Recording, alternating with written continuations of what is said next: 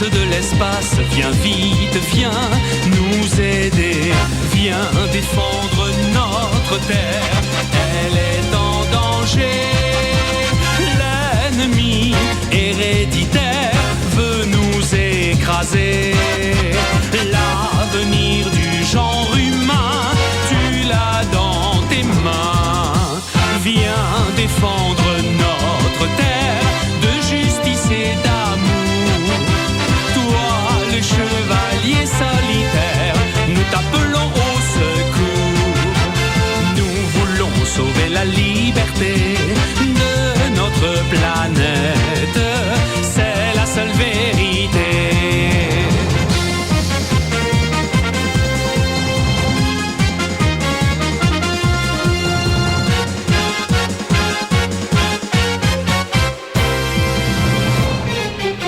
Accours vers nous, prince des étoiles, viens vite, viens nous protéger. Dans ton merveilleux robot, tu te bats encore. Repousse tous les assauts, deviens le plus fort. La terre a besoin de toi pour battre Vega. Viens défendre notre terre de justice et d'amour. Toi, le chevalier solitaire, nous t'appelons au secours. Nous voulons sauver la liberté de notre planète. C'est la seule vérité. Viens défendre notre terre de justice et d'amour. Toi, le chevalier solitaire, nous t'appelons au secours. Nous voulons sauver la liberté de notre planète. C'est la seule vérité.